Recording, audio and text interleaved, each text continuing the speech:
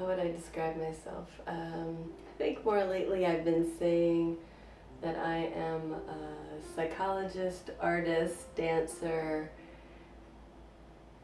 social activist, healer. Kind of puts all the roles I play into a very long description. Why do I paint? That's a great question. I don't think I have a choice anymore. It's a way for me to connect more to myself. It's a meditation for me. I feel the suffering and the beauty of this world and needed more of a daily practice of feeling it, connecting with it, and doing something with it, transforming that emotion in some way, and painting and playing guitar, singing. Those are the ways that I do that. And it's also a form of service for me. When I'm painting and I put something up, it's an expression from me, and if it touches someone else, if it brings them joy, if it stirs them, if they feel sad, if they're wondering what's going on with that painting, that's wonderful. It's a conversation for me with the world, and I'm so happy when it touches somebody else. Well, when someone looks at my work, they'll see that I really don't have a particular style.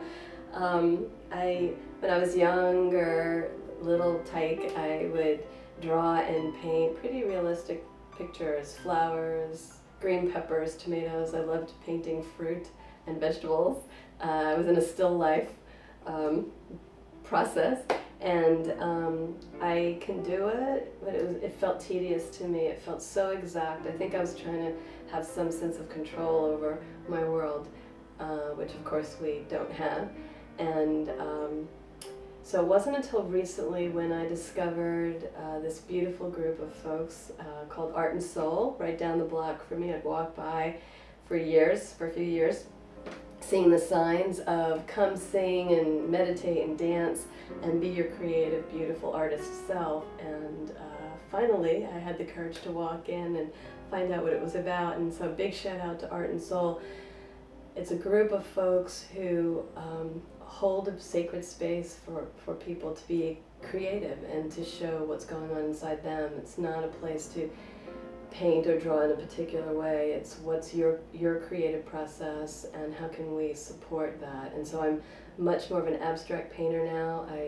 I do love doing realistic charcoals of physical bodies. They're beautiful. We had some live folks being with us during one of our classes, and it was such a thrill to be able to draw them with charcoal. And now I usually paint and draw. I paint with acrylic and a lot of medium mostly, sometimes watercolor, aspects of nature, so moons and suns and trees, a lot of trees and owls and flowers, and just like this sweet flower here, it's an abstract expression of 3 different flowers that I saw on a walk one day going through Radnor Lake. And so it's not a realistic portrait of one flower, it's what I remember and what touched me about all 3 flowers. I like to scrape. I like texture. I love to be able to feel my paintings, and I love other folks to feel them too. I actually sometimes have signs that say, "Touch, please." Which is really fun. Kids especially love to touch the paintings, and that's great. And I love words. I often put words, poems, sometimes haikus that I write, sometimes Rumi poems on my paintings, because we connect through language and words, but often I find that we don't take the time to really listen and just use the words that are so meaningful to us. We tend to have busy lives and we say things and then we go, but we're not really paying attention. So part of using words on pieces of wood, I paint words, I put words on a lot of my paintings, it's another way to connect.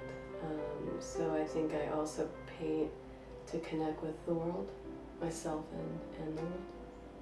Oh yes, the answer is yes, yes, yes.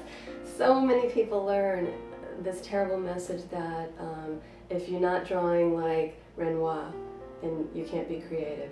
If you're not playing piano like this particular person, then you can't be creative, and that's so not true. We all have our own way of being creative. And so maybe your way is creating a beautiful space in your house, developing a beautiful vegetable garden. Perhaps you're a painter, maybe you're a singer, maybe you love playing the harp.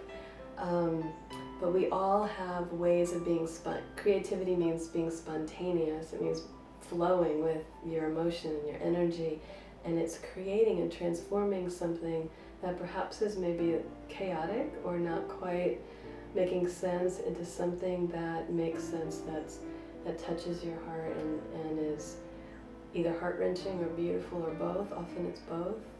So yes, the answer absolutely is we're all creative beings.